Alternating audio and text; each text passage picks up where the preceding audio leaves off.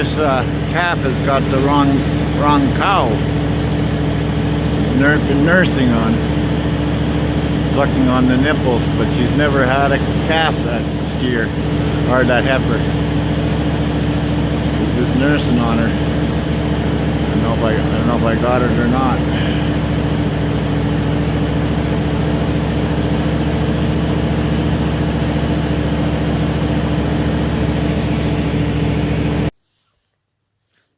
Today is Friday, October the 29th, 2021. You've seen this boom truck / dump truck in a few of my videos, and I showed you that, you know, I can pull that pin out right there, and there's a set of hooks down there in the bottom, and I just pull the two top pins out and put the outriggers out and lift the two bottom pins out of the hook, and off this comes in 5 minutes. Well, I got a bit of a problem with it, and in the springtime when I was picking up last of a farmer's hay there when he sold the farm, I all of a sudden lost lifting power, and I thought it was the pump that went in it, so I had the pump and PTO out of the original truck that this boom came off of, and it mounts on the passenger side of the transmission, where the one on this dump truck was mounted on the driver's side. So I went and I got the shims, and I took the cover plate off the passenger side of the transmission, and I put the bigger pump in that was in the original truck that this boom came off of. That was basically rotted all to hell, and the clutch went in it and wasn't even roadworthy. You could put your feet through the floor like the Flintstones for brakes. And I went through all that trouble putting it on there, and I got a little bit of lifting power where I could lift a 1,500-pound hay bale. And I've tried to lift other things since, and it doesn't do it. And I've been trying to lift the shed because it's sunk, the blocks have sunk in the clay, and it won't lift it. And I tried to lift it with my forklift, but it stands it on its nose with the big 7-foot-long forks on it, because I can only get the tips underneath, and it won't lift it. So I put the pressure gauge onto this pressure port right here, and I'm only getting about 800 psi. And I was looking for the relief valve for it, and the only place I found was right here.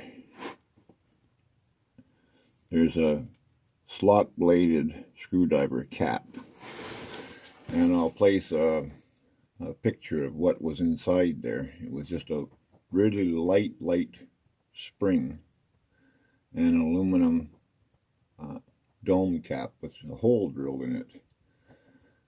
I'll insert some pictures right here of what it looked like. And I had to weld up a special screwdriver for a 1/4-inch ratchet, because all my flat blade screwdriver attachments for a 1/4-inch drive were too long, and it wouldn't fit between this flange frame of the boom in here. And I had a hell of a time trying to get that out of there and back in. And so that's not the relief valve, because it was screwed in all the way tight. And I'll show you what an actual relief valve looks like. So what I'm thinking is this tube and this whole assembly may be the relief valve, because this is the pressure side. This might be it. This is an older Parker 6-spool, 1, 2, 3, 4, 5, 6 spool valve. Yeah.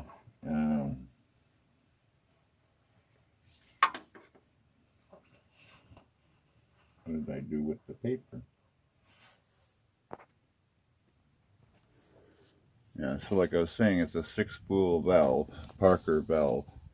Model number VD as in Dad, P as in Papa, 2, C as in Charlie, D, D, D, D, D, as in Dad, 38, and serial number 236924.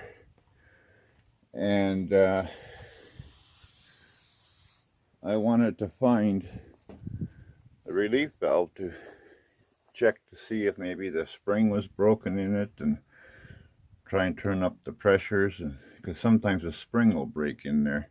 That's what happened to the valve under the cab of the truck for the dump box. This spring here broke. It's a big heavy spring.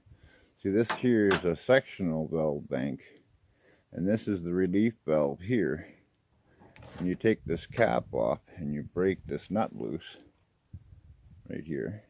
Break it loose and you turn it back, and you take a screwdriver holding nut with a wrench and you crank it in to increase the pressure. You crank it out to decrease the pressure. So when I took that plug out of the bottom of the valve bank, I expected to find a screw like this in there, but much smaller, that I could take apart. Now normally you would take this out, and there's the pin that pushes it on, and this spring is inside here like that. Now this isn't the spring forward, but it's the same heavy duty spring like that that goes in there. This is out of another valve bank, and this whole relief valve unscrews out of there so that you can replace it if you have to. Now this is a big heavy duty one out of a sectional valve bank off the coring slasher, and I had robbed the spring out of here years ago when the spring in the valve bank under the cab for the dump box blew apart or broke, and I just went through my junk and I found this, and I found the exact spring in here, and I put it in there because my dump box wouldn't lift at all, and I had zero pressure, so I knew something had gone amok. And the first thing you check is the relief valve, and just put this back together so I don't lose it. And that cap goes back on. There's different styles. Some you'll find just a little.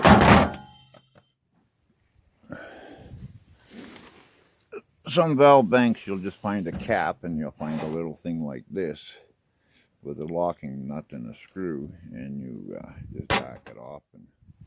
But they all usually have a cap on them. And I have a diverter valve on here, so I can switch between the dump box and the big highway snowplow lift. It's a two-spool valve underneath the cab here that runs the dump box. One spool runs the dump box, and the other spool runs the snowplow. But if you see that black knob right there at the end of this green cord, you pull up on it and it runs the boom. You push down on it and it runs the valve bank for the dump box, and also this. So I checked YouTube. I went and I checked the pressure here with the pressure gauge onto the hoist cylinder for the dump box, and I got 1500 psi, which is what I set it at years ago, and that's more than enough pressure to lift this dump box to dump it with 7 yards of gravel on it. It's more than enough, actually. I could bring it up to 1850, but 1500 is lots. It does the job. Always has been doing it for years. And I checked Google, or not Google. Well, I checked Google and I checked YouTube here, searching this model number, this valve bank, nothing comes up on it. And I've never seen in all my years working in the bush on heavy equipment a valve bank with a tube like this on it. Now this might be an old style relief valve where when it pops, instead of it having a little port in there to dump back in, it's letting the oil come through this line and into the return side of this #1 spool in the cavity in here, in the return cavity of the thing. So I'm going to take that apart, because there's this line hooks up here, then there's a nut here, then there's a nut here, and then there's a nut here. So it might be an older style. I'm hoping, because that's the only other thing. The only thing I find here is back in here I find a plug back in there, and I find another plug right here, which tells me that this is a power beyond valve bank, that I can hook another valve bank in series to it to say run an auger for post hole digger, because this is an old hydro boom and you can put an auger on it. I built a man basket so I can get up high, and there's the serial number plate and everything else. And someday I have to pull it out of here and reseal it, because the O-rings or whatever, the packing in here is probably O-rings. Some of them seep oil. We've been seeping oil for years, but it's a hell of a job to get it out of there. You know, all the hoses down in there, all the linkages for all these levers on both sides of the truck, on that side and on that side, and then to hoist it out of there. And it'll be heavy. So I'm going to pull that apart and see if that's what it is, if that's the relief valve, because I have a funny feeling that the spring broke, but yet it's still allowing some pressure to lift, but it's only giving me 800 psi. I don't know what it was originally. I've never checked the pressure on this, because I used to always lift so good that if I was lifting off the side with the boom straight up and down, I would lift this whole one side of the truck right off the ground. That's how hard it would lift. And I never had a problem with it, so I never checked the pressures on it. I just figured, okay, that's the way whatever, it's working, that's the way that was, I got it, and all's good. And see, like on the forklift here,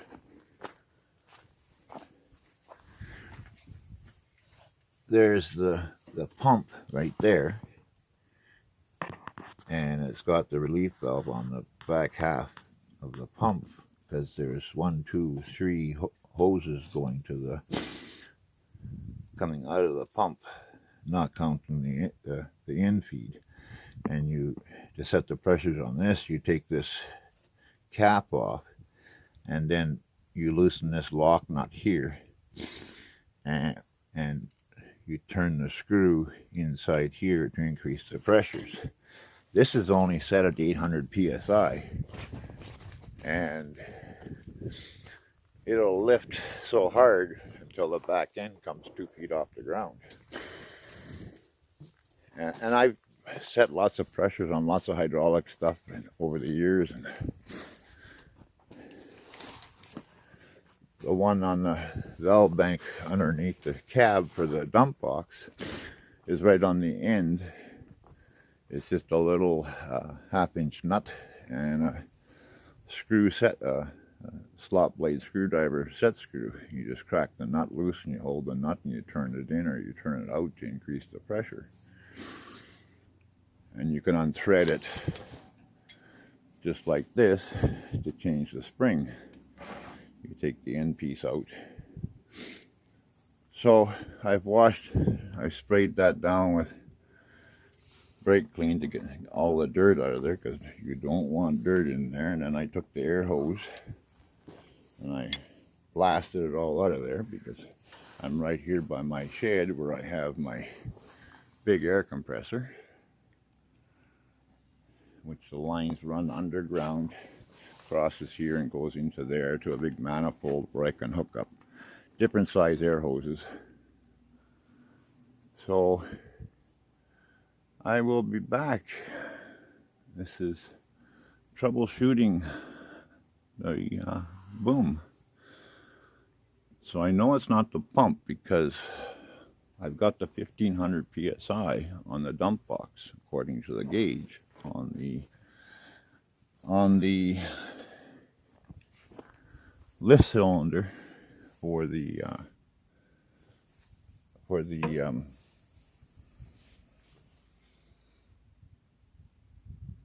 dump box. It goes up to 1500 psi.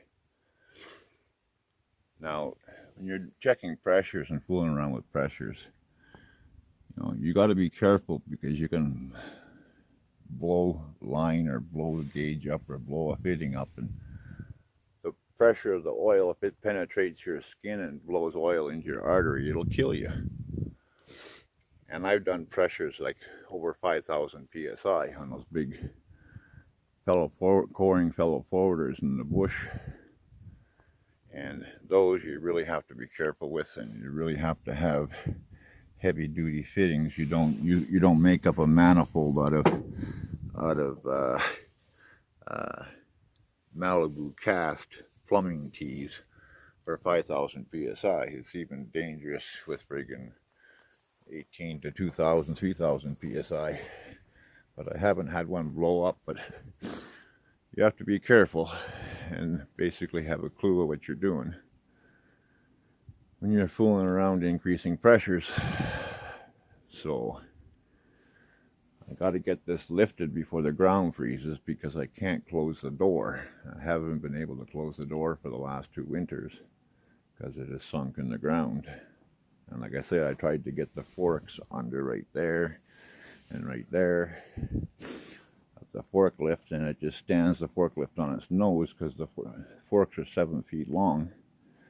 That's a lot of leverage. And you know, it's got this big welder in here, it's got another welder there, and it's got all my tools here. It's got that air compressor back there, which shouldn't really affect the weight too much because I'm lifting on this end. It's got a bunch of chain binders hanging in here, you know, so acetylene tanks, you know. So there's a fair bit of weight here. So I'll be back. I'll take this apart and see what I find. And maybe I'll get back to you.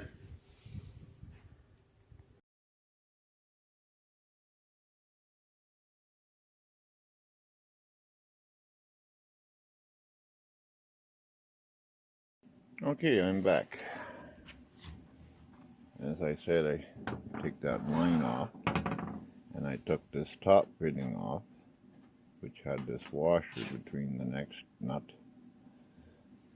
And let me tell you, it's only 38 degrees out here, and this right hand has got no feeling in it, and it's the only use I have is this finger and this thumb. These 3 fingers are useless.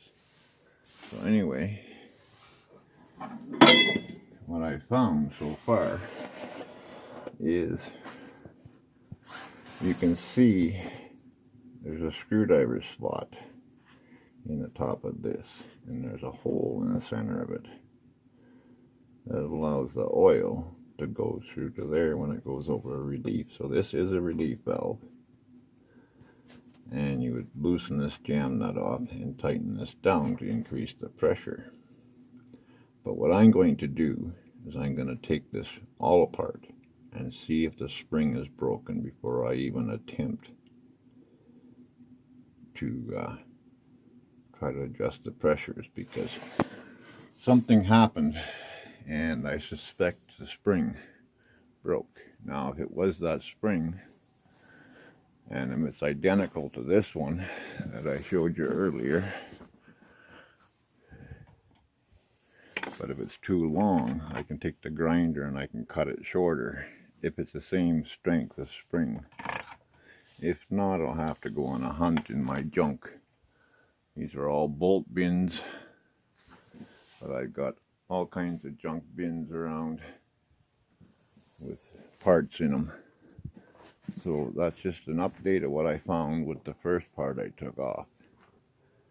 So I can see that that is the relief valve, and it's a older system, having that hole in the top and the returning back, because this is a brass fitting here, so you know it's not going to be under a lot of pressure, so it's just going to be open flow basically back into the return side, because this is the inside, or the inlet side of the pressure side.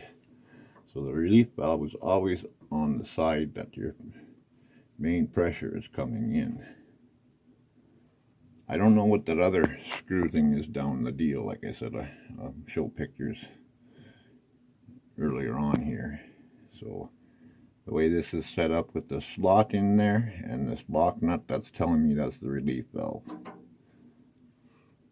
And it would dump the oil through that piece of brake line into this brass fitting into the return cavity of the valve bank, which then goes back through that. You see that pipe there? That's the return back tank. And I made a mistake when I said that tells me that with these plugs that are in here that it's a power beyond, and you can hook up another valve bank to say run more stuff like a auger or whatever, and you can run it to another valve bank. And I said in series. It's not series, it's in parallel. So like same thing when you hook up, you know, two 12-volt batteries, you hook them in parallel in order to keep 12 volts. You hook them in series in order to get 24 and increase the amp hours. So we're going to cut you loose again, and I'm going to continue to take it apart and see what I can find. Okay, what I found here is I got this out. See the hole through there for the oil to come through. A little pinhole in there. And I took the whole relief out. And this little pointed piece there, the little thing, that's the plunger, and this is the spring. It's not broken, but it's possible that a piece of dirt got in there and stuck between this point that lets the oil come through, and it was staying open a little bit, allowing it to bypass. Now that spring is fairly heavy duty spring. It's not very big around like the other one. So what I'm going to do is I'm going to clean all this up, because it's pretty grungy looking. I'm going to spray it all out with brake clean, and then blow it all out with air and reassemble it, and then go from there to set up the pressures. And basically I just hooked the pressure gauge to that port right there on the valve bank. Take that cap off and screw it onto there. And I just basically pull the lever to overextend the main boom lift cylinder. And I will hold this nut with a, what was it, 11/16? No, 15/16. I had to use a socket to break it loose because I couldn't get it with a wrench. There's no room to move in there to break it loose, to pull on it hard enough. And I hold that and I screw it down until I get the pressure up. But before I do that, I'm going to check the pressure before I do anything, because it might have been just a piece of dirt lodged in that point there that works like a needle and seat on a carburetor. Now, this system with the brake line for the bypass with the hole in the top, I guess is an older style, because the way the newer style ones are is in the bottom of this there is another section.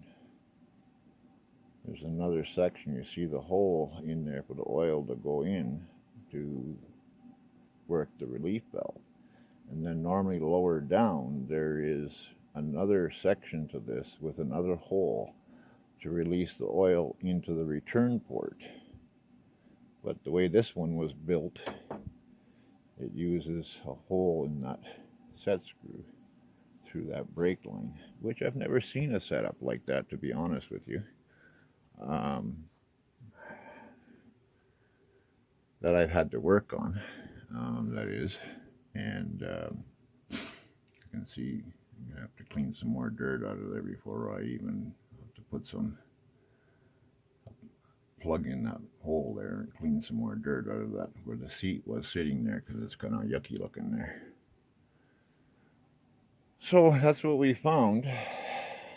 No broken springs, so that's a good part, but it just baffled me that it all of a sudden lost pressure.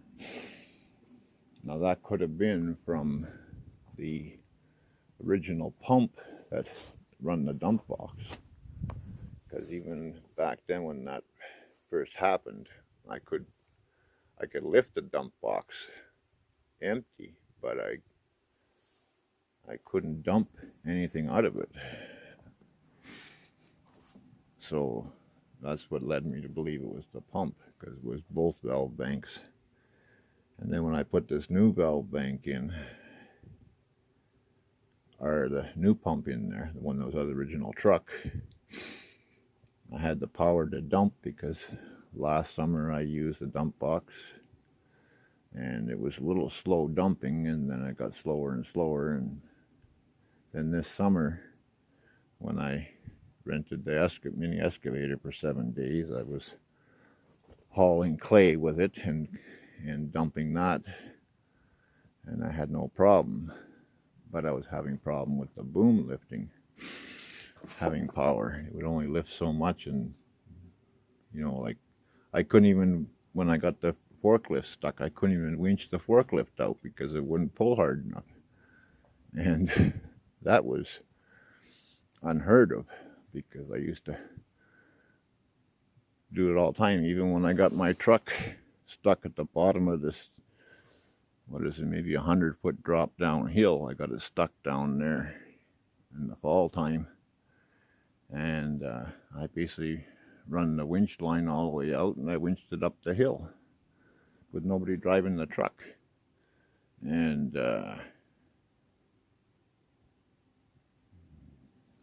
like I couldn't even lift the front end of my truck up with it when I was working on the front end. It would lift the suspension and just barely get the wheels off the ground. And I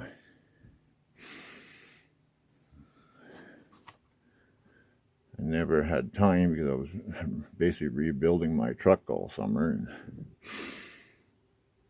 now I'm just getting to this, but I should be trying to stuff some insulation on the north side of the wall of my trailers, because the wind blows through there like there's an open door since the flood of my ex-wife. And she got the insurance money. She got a court order for me to hand over the check. So anyway, I'm going to clean all this stuff up. I have to go down to my stash and get another can of brake clean, because that one's empty. And this one's empty. And I've used a lot of brake clean this year, so I got to go down to my stash down there and get a few more cans of brake clean. So hang in there tight, and we'll continue on this. Yeah, it was 3 different size wrenches to get that apart. This was 7/8, that was 11/16, that was 15/16, and then half inch to get the brake line off. And then I had to use the power bar in order to break this loose, because the ratchet wasn't long enough.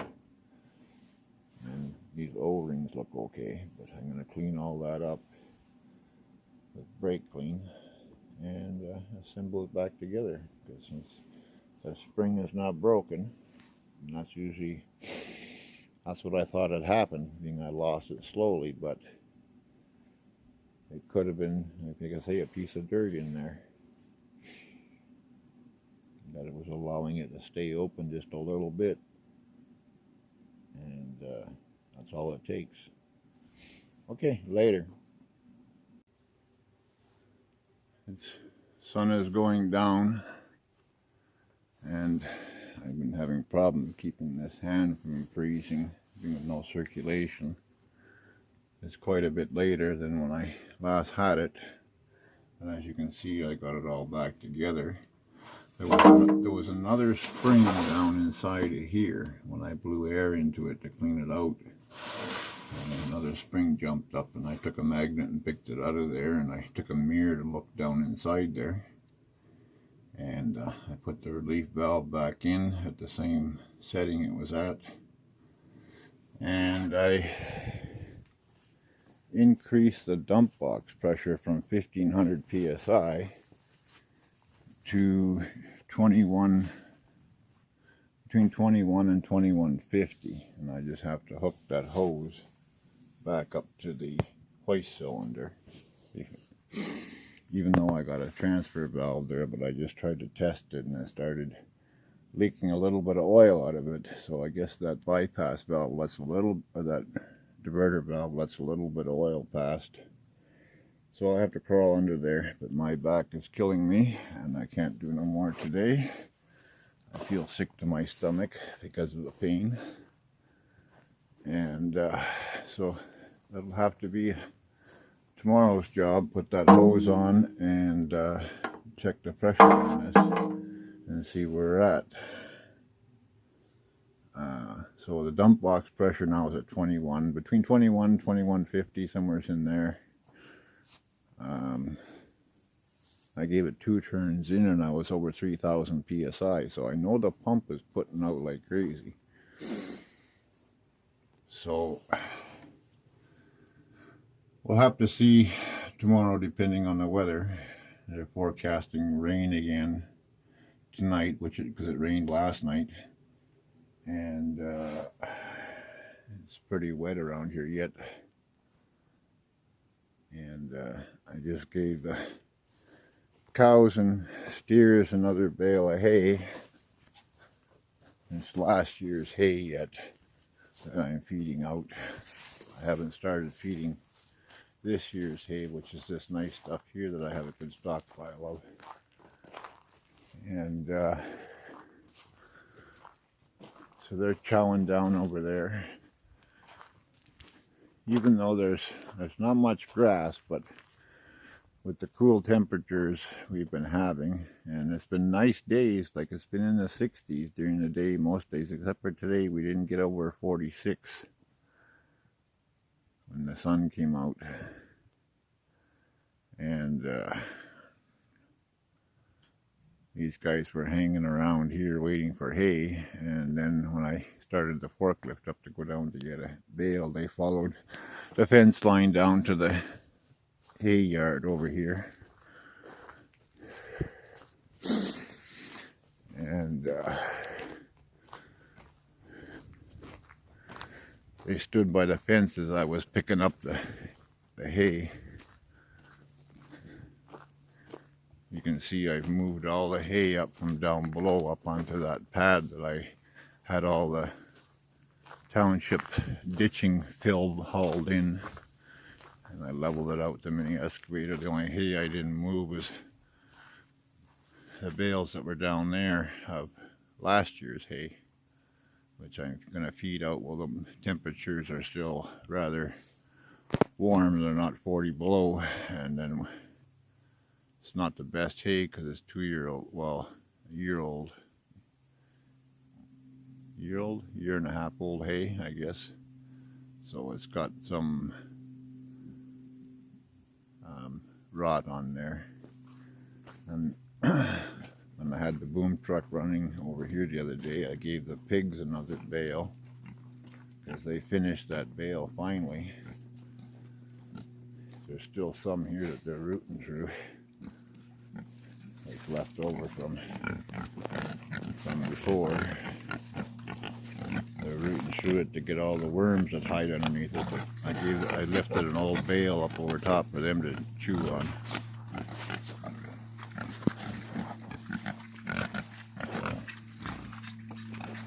I'm not sure if these guys are going to go at the end of November or not. I did some measuring and calculating on them, and they're not quite up to their 250 pounds. And this guy here, he's a runt. This last guy on the end. I put orange paint on the boar's head a few days ago so I could keep track of him, but I think he's wore it off. I don't see him. Oh, that's not him there.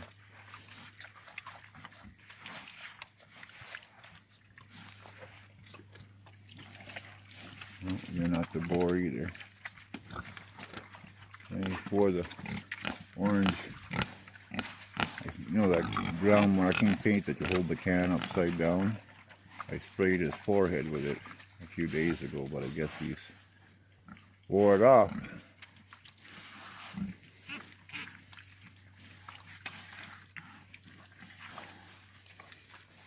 I think it's him right there with that really curly tail right there on the very end.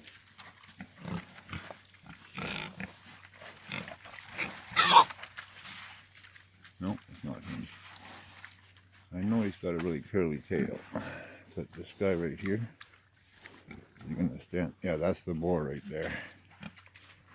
You can see his big sack on the back end. That's what.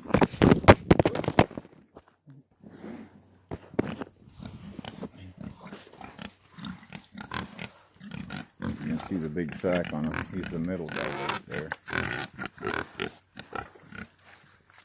I think that's where he went. I think he was there. Yeah, you can see him. He's the one that's just turning and coming this way right now. Right there, that guy right there. He's coming in right now. He's the boar. All his orange paint is wore off. Okay, I'm gonna call it quits for the day. I gotta feed these guys yet tonight, and these pigs. And I had to give the cows a bale because they were out. Well, they weren't out, they had some in there, but it was the scrappy stuff. And I just moved the feeder over a bit and left the scrappy stuff there for bedding for them. Hey, Shania and King. Oh, my lens got a little bit dirty. What's going on here?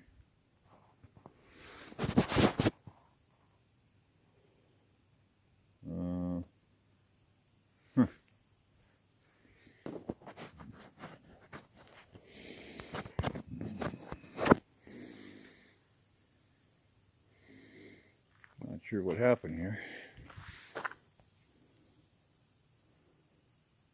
There we go. Okay. Hey, Shania. Okay, good night, guys, and we'll fill you in on the next one.